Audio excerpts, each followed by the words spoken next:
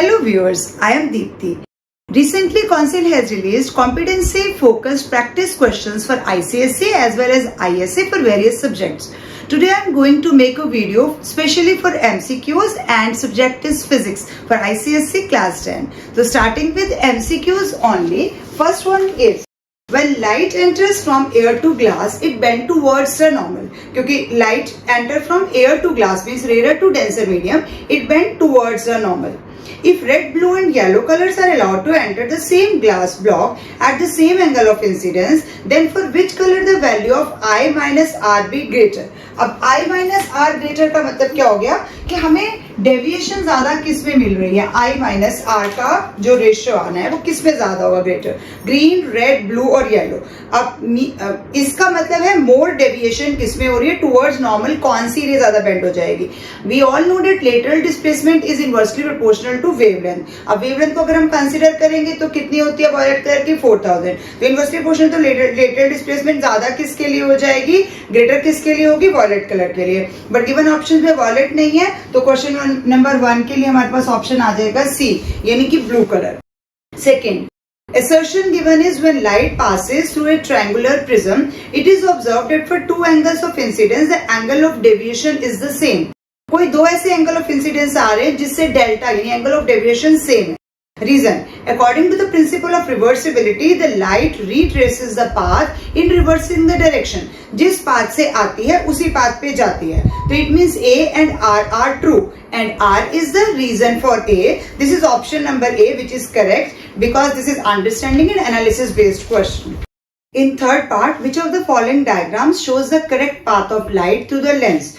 First lens is convex. So convex lens, we all know that it should converge the light rays, but as you can see, it is diverging the light. So this is not the correct diagram. In second case, this is the convex lens. Light ray is coming, or you can say beam is coming from infinity. तो infinity से आ रहा है तो focal plane पे नीचे कहीं meet करना चाहिए था, but यहाँ पर ये focus पे meet कर रहा है. Focus पे कब meet करता है, जब parallel to the principal axis आ रहा होता. तो it means यहाँ focal plane पे ना दिखा के focus पे दिखा दिए, इसलिए गलत हो गया ये डायग्राम भी.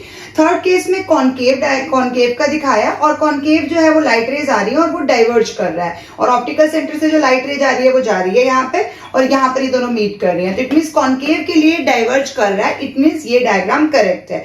लास्ट केस में कॉनकेव है और कॉनकेव कन्वर्ज कर रहा है, वो भी नहीं कर सकता. तो आपको सारे डायग्राम्स केयरफुली स्टडी करने पड़ेंगे, only then you will be able to tick the correct option in these questions. तो ये आपका B part is correct in this case, concave का.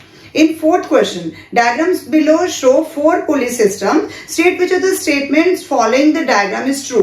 अब फर्स्ट केस में आप देख रहे हो एक फिक्स पुली है ऊपर सिंगल जो हमने देखा है और नीचे एक और है, लेकिन इसका एफर्ट जो है वो इनकन्वीनियंट डायरेक्शन में जा रहा है, यानी कन्वीनियंट डायरेक्शन अपोजिट जा रहा है. तो इट मींस हमें पता है कि इसमें हमें VR एक ज्यादा मिल जाता है. अब फर्स्ट केस पे हमें पूछा गया है 3 पुली सिस्टम है, VR2 है, VR1 है, नेक्स्ट में भी VR2 है, किसमें VR2 आएगा और किसमें VR3 आएगा, हमें ये पता लगाना है. तो अब इस केस में VR हमारे पास 3 आ रहा है क्योंकि इनकन्वीनियंट डायरेक्शन में. वैसे तो 2 नंबर ऑफ पुलीज है, अगर हम कन्वीनियंट डायरेक्शन देखते यानी कि एफर्ट का डायरेक्शन नीचे होता तो इट मींस यहाँ पर हमारे पास VR2 होता है, लेकिन फर्स्ट केस में VR3 आ रहा है. इसका एडजेसेंट डायग्राम है, उसमें एफर्ट अपर डायरेक्शन में जा रही है, एक ही पुली है और वो मूवेबल है. तो मूवेबल पुली के केस में आपके पास क्या आ जाएगा, VR यहाँ पर 2 आ गया क्योंकि मूवेबल का तो होता ही 2 है. फर्स्ट केस में ब्लॉक एंड टैकल था इसलिए 3 बन रहा था. फिर थर्ड केस में हम आएंगे तो ब्लॉक एंड टैकल है, 3 पुलीज है, एफर्ट कन्वीनियंट डायरेक्शन में, तो यहाँ पर भी V3 आएगा. सेकेंड में मूवेबल के साथ एक फिक्स्ड है, उसका कॉम्बिनेशन भी हमें VR इक्वल टू 2 ही देता है, यानी राइट वाली दोनों का हमारे पास जो आ रहा है वो VR2 आ रहा है और पहले वाले दोनों जो है हमारे पास लेफ्ट हैंड साइड वाले दोनों में हमारे पास VR3 आ रहा है. अब करेक्ट ऑप्शन बन रहा है इसमें option number D. There are 2 pulley system with VR is equal to 2 जो कि राइट वाले हैं and 2 pulley system with VR is equal to 3 जो कि लेफ्ट वाले हैं. तो आपको डायग्राम को केयरफुली यहाँ पर भी स्टडी करना ही पड़ेगा. In part number 5, diagram below show a force F is equal to 40 Newton acting on a rod AB pivoted at point A. In all these cases in different directions. Directions आप देख रहे हो यहाँ पर opposite आ रही है P, Q, R and S. ये हमारे पास रॉड दी हुई हैं अलग अलग कॉम्बिनेशंस के साथ. फोर्स उतना ही है, रॉड की लेंथ भी 80 ही है, फोर्स भी 40 न्यूटन का ही है। आप फर्स्ट केस में देख रहे हैं कि परपेंडिकुलरली अपवर्ड डायरेक्शन में लग रहा है। इट मींस यहाँ पर क्या आ जाएगा आपके पास, यहाँ से ऐसे जाएगा तो इट मींस ये कौन सी डायरेक्शन हो जाएगी, एंटी क्लॉकवाइज हो जाएगी। और परपेंडिकुलर तो मोमेंट हमें मैक्सिमम मिल रहा है क्योंकि एक एक्सट्रीम एंड पे ही लग रहा है। सेकेंड केस क्यू के अंदर अगर हम देखेंगे तो आपका डाउनवर्ड डायरेक्शन में लग रहा है, डाउनवर्ड का अगर आप कंप्लीट करोगे तो ये आपका क्लॉकवाइज डायरेक्शन में आ जाएगा, बट यहाँ पर भी मैक्सिमम है। थर्ड केस में आप देख रहे हो परपेंडिकुलर फोर्स ही नहीं है, फोर्थ में भी परपेंडिकुलर फोर्स ही नहीं है। Now given options P and S have opposite movements, P and S, P and S तो नहीं हो सकते क्योंकि P ये है और S ये है, तो इसमें तो है ही नहीं है। Magnitude of moment of force is maximum in R, सिर्फ R में नहीं है, R में तो क्योंकि है ही नहीं, यहाँ से तो ऐसा टेढ़ा जा रहा है, फोर्स परपेंडिकुलर डायरेक्शन ही नहीं है। Magnitude of moment of force is maximum in P and Q, तो P एंड Q में मैक्सिमम है, चाहे अपवर्ड जा रहा है चाहे डाउनवर्ड जा रहा है, चाहे एंटी क्लॉकवाइज है चाहे क्लॉकवाइज है, लेकिन इनमें मैक्सिमम है। तो C option is correct in all these cases, हमारा C ऑप्शन करेक्ट हो जाएगा कि P में भी आ रहा है और Q में भी आ रहा है। In 6 part in the diagram below, 4 cones are depicted, each with a height of 12. सबकी हाइट सेम है 12 centimeter. The position of the center of gravity is indicated by dots located at, यहाँ पर आ गया 9 centimeter, then 8 centimeter, then 4 centimetre and 3 centimetre हम ऊपर से ले रहे हैं from the apex of each cone, यानी कि वर्टेक्स से ऊपर से नीचे की तरफ आ रहे हैं। Which of these cons is completely solid, अगर सॉलिड कोन होगा तो वी ऑल नो डेट उसकी सेंटर ऑफ ग्रेविटी कहां लाइक करती है, h/4 फ्रॉम द बेस, यानी कि बेस से h/4, तो कितना हो जाएगा बेस से h/4, टोटल हाइट कितनी है 12, तो it means 12/4, it means base से हाइट कितनी होनी चाहिए 3 सेंटीमीटर। तो 3 सेंटीमीटर किस केस में बन सकती है, 12 - 3 यानी कि 9, क्योंकि ऊपर से 9 लिया इट मीन नीचे से यहाँ पर 3 बनेगा, 8, 4 और 3 तो हो नहीं सकता, तो A option is correct in which 9 centimetre from the apex is given.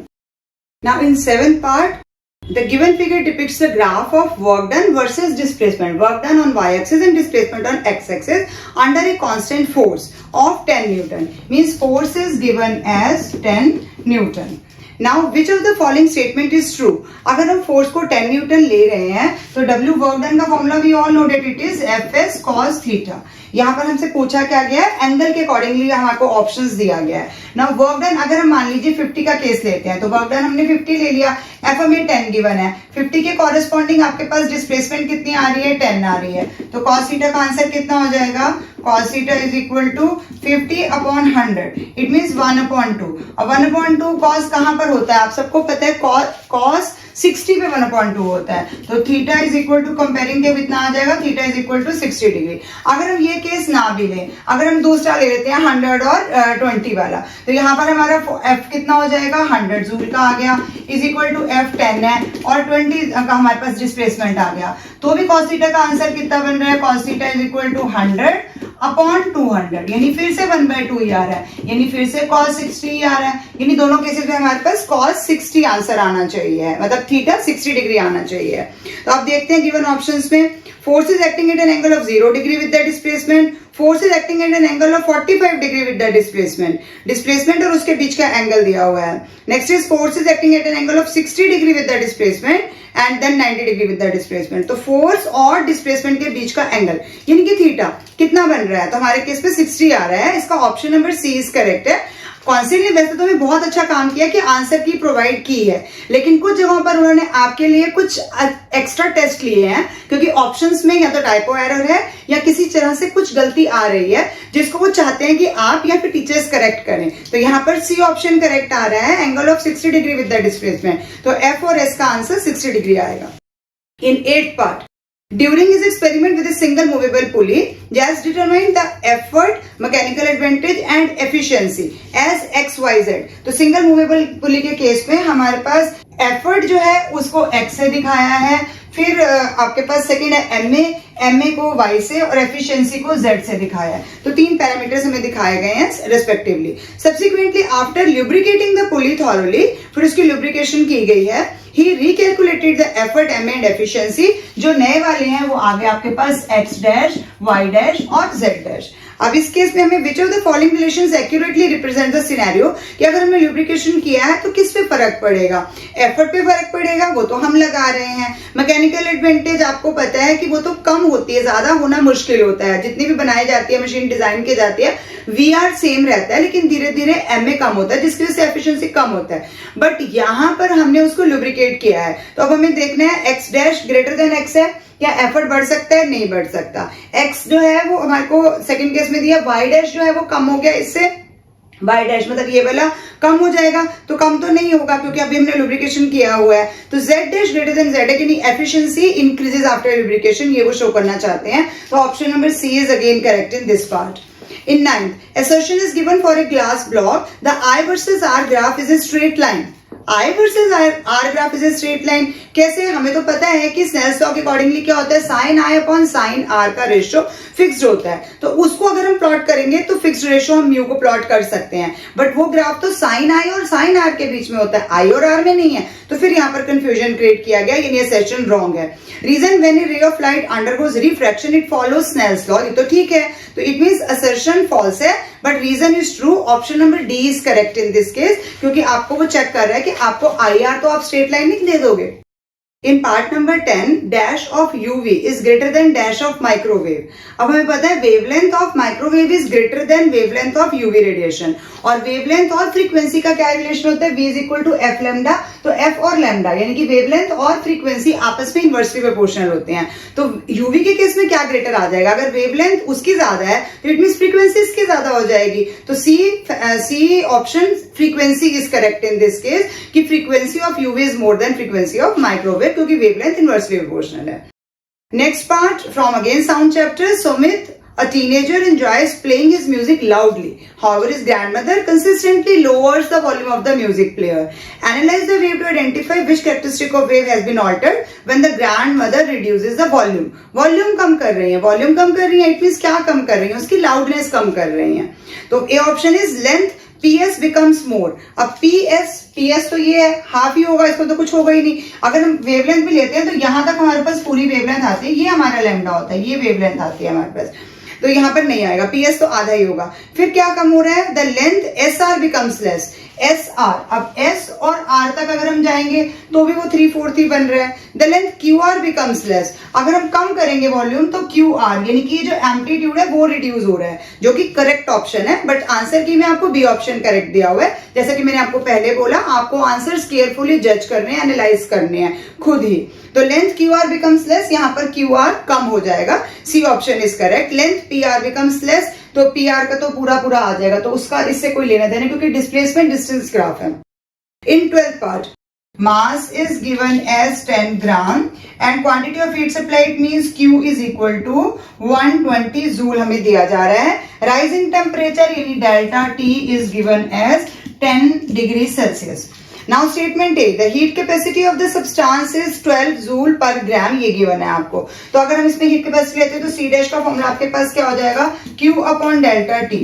अब Q का आंसर आपके पास 120 है एंड डेल्टा T यानी कि चेंज इन टेम्परेचर यानी कि 12 आ रहा है। 12 हमें दिया गया है, 12 जूल है, बट स्पेसिफिक हीट कैपेसिटी, यहाँ हीट कैपेसिटी के यूनिट्स आपको पता होने चाहिए। हीट कैपेसिटी का यहाँ पर यूनिट दिया है जूल पर ग्राम, जबकि क्या यूनिट होना चाहिए, जूल पर डिग्री सेल्सियस। इसलिए स्टेटमेंट ए इनकरेक्ट हो गया। Statement B, the specific heat capacity of the substance is 1.2 joule per gram पर केल्विन। अब इसको करके देख लेते हैं। स्पेसिफिक हीट कैपेसिटी, सी का आंसर क्या हो जाएगा, जो हमने सी डैश निकाला है उसको मास से डिवाइड कर देंगे। सी डैश हमारे पास 12 आया, मास 10 गिवन है, इट मींस 1.2 ही आ रहा है, 1.2 आ रहा है। अब यूनिट इसका भी चेक कीजिए, जूल है, पर ग्राम है, पर केल्विन है, जो कि दिया हुआ है जूल पर ग्राम पर केल्विन, वो करेक्ट है। तो स्टेटमेंट बी करेक्ट है। It means option number B, only statement B is correct. हालांकि हीट कैपेसिटी का मैग्नीट्यूड हमें सही दिया गया, लेकिन उसका यूनिट इनकरेक्ट है, तो फिर ओवरऑल तो गलत ही हो जाएगा। तो option number B is correct in this case. In 13th part, given that the resistivity of gold and platinum is 2.1 × 10⁻⁸ ohm meter and 10.5 × 10⁻⁸ ohm meter respectively, which is the correct statement? First statement A is 5 meter of platinum wire will have the same resistance as 1 meter of gold wire. तो हमें metre मतलब उसकी length के साथ हमें comparison करना है। Now you all know the formula for R is equal to rho L upon A।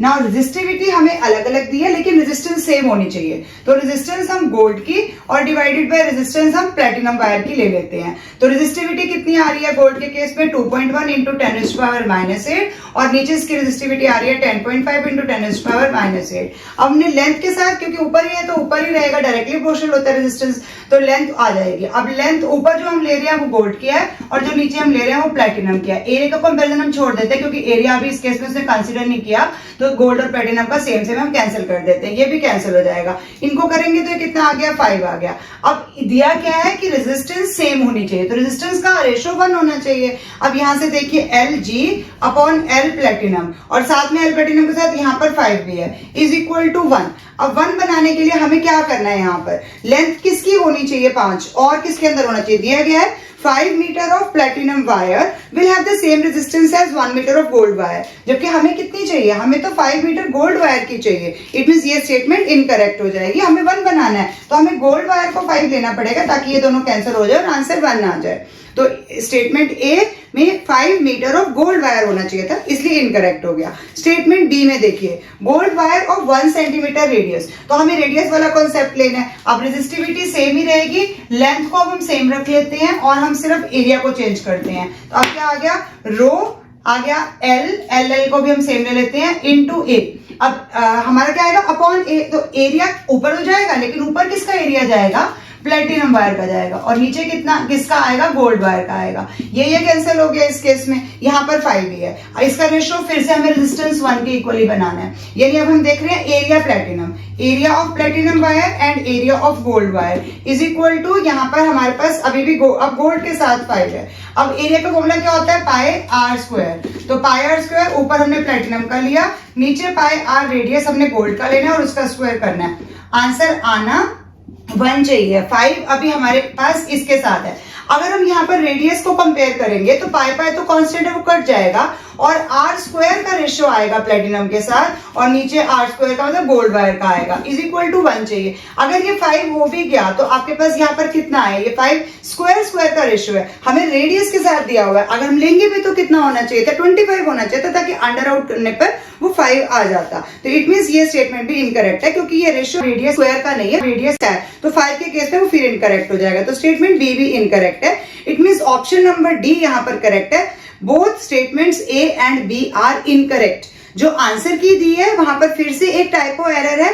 Both statement A and B are correct दिया हुआ है, ऑप्शन नंबर डी करेक्ट है, लेकिन वहां इनकरेक्ट को उन्होंने करेक्ट लिख दिया है गलती से।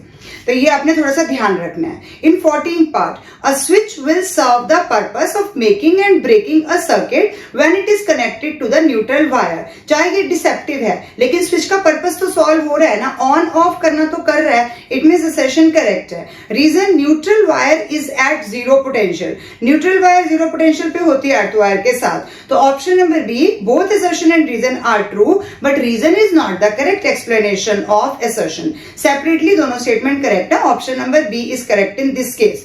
इन 15 पार्ट जो इलेक्ट्रिसिटी एंड मैग्नेटिज्म का आ रहा है, जिसमें आपसे सेल टर्मिनल का पूछा गया है कि पॉजिटिव कहां होगा और नेगेटिव कहां होगा। अब इस केस में ध्यान से आपने देखना है, सॉफ्ट हमारे को आयरन दिया हुआ है, उसका रॉड दिया हुआ है, इस तरफ से आपके पास आ रहा है ए टर्मिनल और इस तरफ है बी टर्मिनल। अब जिस तरह से वाइंडिंग उन्होंने दिया हमें वैसे ही लेके जाना है।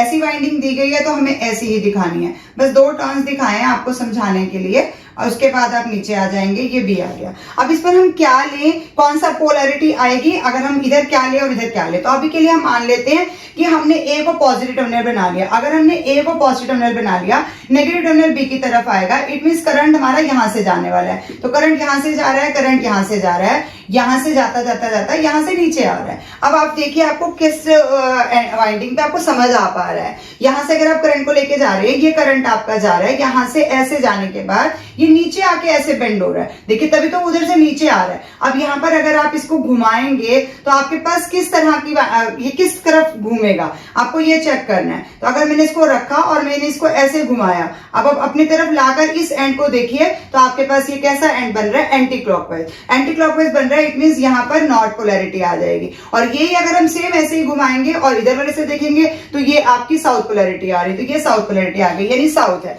अब दूसरे केस से हमें दूसरी सॉफ्ट आयरन जो दी हुई है उसकी पोलैरिटी भी हमें बतानी है साथ में, लेकिन यहाँ पर सामने से ही निकल के बाहर यहाँ आ रही है। और फिर से यहाँ पर आपके पास सी और डी दो टर्मिनल दिए गए हैं, जिसमें आपके पास वाइंडिंग की आप दो टर्न्स दिखा दीजिए। वो तो खैर आपने दिखानी ही नहीं है क्योंकि ये तो एमसीक्यू है, तो आपको सिर्फ बताना ही है कि यहाँ से आ रहा है और यहाँ जा रहा है। अगर इसमें हम पहले से खुद एज्यूम कर रहे हैं, अगर मैंने यहाँ पर भी पॉजिटिव ले लिया या नेगेटिव ले लिया, तो करंट यहाँ से जा रहा है, करंट यहाँ से जा रहा है, लेकिन इसमें ये इधर से घूम कर आ रहा है, यहाँ से ऐसे आ रहा है। अब यहाँ पर अगर आप देखेंगे तो क्या होगा, सेम यही चीज आ रही है। यहाँ से अगर आप इसको घुमाओगे, ये जा रहा है, यहाँ से करंट नीचे आना है, इट मीन यहाँ से अगर आपने घुमाया तो यहाँ से फिर कौन सी पोलैरिटी आ रही है, नॉर्थ। ये एंटी क्लॉकवाइज घूम रहा है तो नॉर्थ पोलैरिटी आ रही है और इधर साउथ आ रही है। अब अगर हमें पोलैरिटी चेंज करनी है, पहले हम ऑप्शंस को रीड कर लेते हैं। A and C are connected to the positive terminal of the battery, क्योंकि क्वेश्चन में क्या पूछा था, rod will attract each other when. Rod कब अट्रैक्ट करेंगी, जब दोनों जो पास में आ रहे हैं उन दोनों के पोल्स के नेगेटिव होगा, यानी कि एक साउथ है तो दूसरा नॉर्थ होगा। अपोजिट पोलैरिटी ही तो एक दूसरे को अट्रैक्ट करेगी। तो A and C are connected, अगर मैं दोनों को ही पॉजिटिव टर्मिनल से कनेक्ट करूंगी तो इसमें साउथ पोल और इसमें नॉर्थ पोल बन के आ रहा है। साउथ और नॉर्थ पोलैरिटी आ रही है, यहाँ पर हम क्लॉक रूल लगाएंगे तो it means A and C are connected to the positive terminal of the battery. तो यहाँ पर साउथ आ जाएगा, यहाँ पर नॉर्थ आ जाएगा। अगर मैंने पोलैरिटी चेंज कर दी तो इसमें साउथ आ जाएगा, तो साउथ साउथ तो एक दूसरे को रिपेल कर देंगे, इसलिए option number A he correct है इसके अंदर। वैसे हमें क्वेश्चन के लिए सारे ऑप्शंस रीड जरूर करने चाहिए। In next part, which of the following equations are correctly balanced? अगर आप A में ध्यान से देखेंगे तो 2He4 यानी अल्फा पार्टिकल एमिट हो रहा है। जब भी अल्फा पार्टिकल एमिट होता है 2He4, तो आपका एटॉमिक नंबर जो है वो रिड्यूस बाय 2 होना चाहिए और मास नंबर 4 होना चाहिए। तो यहाँ पर अभी एटॉमिक नंबर दिया क्या है, P-5, तो रिड्यूस बाय 2 करेंगे तो -2 करेंगे, यानी क्या आना चाहिए, P7 आना चाहिए, P-7 आना चाहिए आपका एटॉमिक नंबर। और मास नंबर में Q-1 दिया है, इसमें से -4 करेंगे तो कितना आएगा, Q-5। तो हमें ये चेक करना किस में ये आ रहा है, ये आ रहा है आपका ऑप्शन नंबर सी में। Y जो एलिमेंट दिया हुआ है, Y के लिए आपके पास एटॉमिक नंबर P-7 है और मास नंबर Q-5 है और अल्फा पार्टिकल एमिट हो रहा है, तो इसलिए हमारा ऑप्शन नंबर सी करेक्ट हो जाएगा। ए में तो आपके पास Q-3 कर दिया, उसने यहाँ पर +2 कर दिया, तब -3 आया तो वो गलत हो गया। बी में बीटा निकल रहा है, बीटा के निकलने से तो +1 होना चाहिए था, जबकि वो P-4 का मतलब एक और -1 हो गया, तो बी भी इनकरेक्ट हो गया और डी भी इनकरेक्ट है। Now coming to 17th part. Above picture shows 3 cylinder filled with water to a different extent. The tuning fork L, M and N. अब tuning fork में आप देखो आपको 3 अलग अलग लेंथ के दिए गए हैं। एक tuning fork, दूसरा ट्यूनिंग फॉर्क, उससे लंबी प्रॉन्ग्स हैं और ये सबसे लंबी प्रॉन्ग्स हैं। ये 3 हमारे को दिए गए हैं, L, M और N, 3 ट्यूनिंग फॉर्क दिए गए हैं और 3 ही आपके पास यहाँ पर सिलेंडर्स हैं। और 3 सिलेंडर्स में कितना कितना लिक्विड है ये उसने अलग से आपको दिया हुआ है, मेंशन कर दिया है क्वेश्चन में। पहले वाले में P जो है वो आपके पास बहुत कम है, फिर Q आपके पास पूरा मैक्सिमम भरा हुआ है और R जो है वो मिड तक है। अब आपको पता है यहाँ पर क्वेश्चन किस तरह से पूछा गया, tuning fork L, M and N in vibration produce louder sound when held above the mouth of the cylinder। तो लाउडर साउंड कब लाएंगे, जब रेजोनेंस होगी, यानी कि फ्रीक्वेंसी मैच करेगी। Which combination is correct for hearing louder sound of the tuning fork? When the natural frequency of air column in cylinders के अंदर जब नेचुरल फ्रीक्वेंसी एयर कॉलम की इक्वल हो जाएगी फ्रीक्वेंसी ऑफ ट्यूनिंग फॉर्क। अब frequency of tuning fork हम कैसे लगाएंगे, क्योंकि ट्यूनिंग फॉर्क के केस में जो इनकी प्रॉन्ग्स होते हैं वो इनवर्सली प्रोपोर्शनल होते हैं, यानी कि फ्रीक्वेंसी इनवर्सली प्रोपोर्शनल होती है 1/, वैसे एग्जैक्टली लिखेंगे तो L², इन प्रॉन्ग्स की लेंथ के स्क्वायर की होती है, बट इनवर्सली प्रोपोर्शनल होती है, इतना हमें पता है। तो इट मींस इसमें सबसे कम फ्रीक्वेंसी किसकी हो जाएगी, जिसकी प्रॉन्ग सबसे बड़ी है उसकी सबसे कम फ्रीक्वेंसी हो जाएगी। तो इसकी लेस आ जाएगी, इसकी मीडियम आ गई और इसकी मैक्सिमम आ जाएगी। अब इस केस में देखिए एयर कॉलम किसमें ज्यादा है, जिसमें सबसे कम लिक्विड होगा उसका एयर कॉलम की लेंथ सबसे ज्यादा आएगी और frequency length of air column के लिए भी इनवर्सली प्रोपोर्शनल होती है, यानी कि जिसकी लेंथ ऑफ एयर कॉलम सबसे ज्यादा बन रही है उसकी फ्रीक्वेंसी सबसे कम हो जाएगी। तो इट मीन सबसे लेस फ्रीक्वेंसी इसकी आएगी, फिर ये आर वाला इधर दे दिया इन्होंने, ये मीडियम हो जाएगा और ये मैक्सिमम हो जाएगा। अब देखिए आप कहां से किसका मैच कर रहा है, ये लेस है, वो लेस के साथ तभी मैच करेगा जब पी के साथ हम एन का कॉम्बिनेशन लेंगे। तो पी के साथ एन का कॉम्बिनेशन ये हमारा डी ऑप्शन में आ रहा है, पी के साथ एन है, M के साथ R वाला है, मीडियम वाला है, और फिर आपके पास L के साथ Q है। तो ये वाला कॉम्बिनेशन हमारे पास ऑप्शन नंबर डी है, LQ, MR एंड NP हमारे पास करेक्ट कॉम्बिनेशंस बनेंगे, तभी ट्यूनिंग फॉर्क के केस में हमें लाउडर साउंड सुनाई देगी।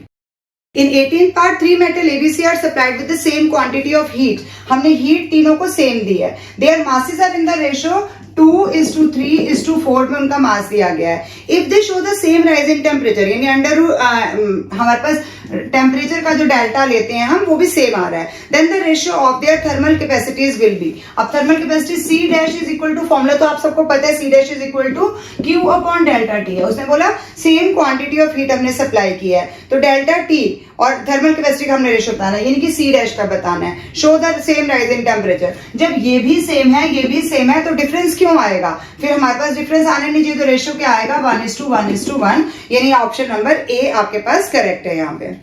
Now question number 19, above diagram shows different copper conductors of diameter D and 2D, मतलब diameter thick wire और thin wire बन रही है, and length which are multiples of 1, तो 1 आ रहा है या फिर उसका डबल यानी ट्वाइस भी आ रहा है। The increasing order of their resistances will be, किस में होगा increasing order of the resistance, यानी सबसे कम किसकी होगी? सबसे कम किसकी रेजिस्टेंस होती है? जिसमें हमारे पास थिकनेस ज्यादा है और लेंथ कम है, तो थिकनेस ज्यादा और लेंथ कम वाला कौन सा आ जाएगा? Increasing order of the resistance will be, यानी कि सबसे कम रेजिस्टेंस। सबसे कम रेजिस्टेंस इनमें से किस कंडक्टर में बन रही है? A, B, C और D, इनमें से किसमें सबसे कम बन रही है आपके पास? क्योंकि इसकी लेंथ भी कम है और रेडियस भी ज्यादा है, तो यानी कि A की सबसे कम बन रही है। अब इससे ज्यादा या तो उसका ये मोटा रहेगा, वायर मोटा रहेगा, और लेंथ जो है वो अगर ज्यादा होगी तो इट मींस वो ज्यादा बढ़ जाएगा, तो वो किसके अंदर आ रहा है आपके पास? C में आ रहा है, क्योंकि लेंथ तो रेडियस तो उसका मोटा ही है ना, मतलब थिक वायर है, तो इट मींस C इसके बाद आ जाएगा। फिर अब इसके बाद हम कम पे आ रहे हैं, तो कम पे जिसकी लेंथ कम होगी उसकी रेजिस्टेंस कम हो जाएगी, यानी कि D वाला आ जाएगा। और फिर इसकी लेंथ भी ज्यादा है और रेडियस भी पतला है, इसकी सबसे ज्यादा मैक्सिमम रेजिस्टेंस इसी की हो जाएगी, तो ये हमारे पास आ जाएगा इसका इंक्रीजिंग ऑर्डर रेजिस्टेंस का। A is less than C, is less than D and less than B. Option number B is correct in this case. Question number 20 में आपके पास डायग्राम दिया गया है, magnificent dome at Gol Gumbad at Bijapur. A boy standing at a point पे खड़ा है, आपको diagram में दिखाया है ए पॉइंट पे विस्पर करता है। It is clearly heard at B across the huge dome, ऊपर बी पे सुनाई दे रहा है। एसेशन दिया गया, distance travelled by sound waves x plus y should be less than 33। अब हमें पता है कि लीस्ट टाइम कितना होना चाहिए ए को सुनाई देने के लिए? 0.1 सेकंड का होना चाहिए, और यहाँ पर स्पीड ऑफ साउंड 330 दी हुई है, तो डिस्टेंस कितना होना चाहिए? Distance is equal to speed into time. अब स्पीड हमारे को 330 क्वेश्चन में गिवन है, और मिनिमम टाइम 0.1 होना चाहिए, यानी कि 33 मीटर का तो मिनिमम डिस्टेंस होना चाहिए, और वो कह रहे लेस देन 33 मीटर, यानी कि हमारा असर्शन रॉन्ग हो जाएगा, because it should be more than 33 metre होना चाहिए। रीजन में sound reflected within 0.1 second is not heard by human, reason तो करेक्ट है, क्योंकि हमें पता है कि अगर उससे कम हो जाएगा तो हमें वो एको की तरह सुनाई ही नहीं देगा। Sound reflected within 0.1 second is not heard by humans, तो यहाँ पर क्या आ जाएगा? A is false and R is true, but R is true, तो option number D is correct in this case. With this, I conclude my today's video. For further MCQ, you have to watch my next video. Thank you for watching till the end. Keep watching, sharing, and subscribe to my channel.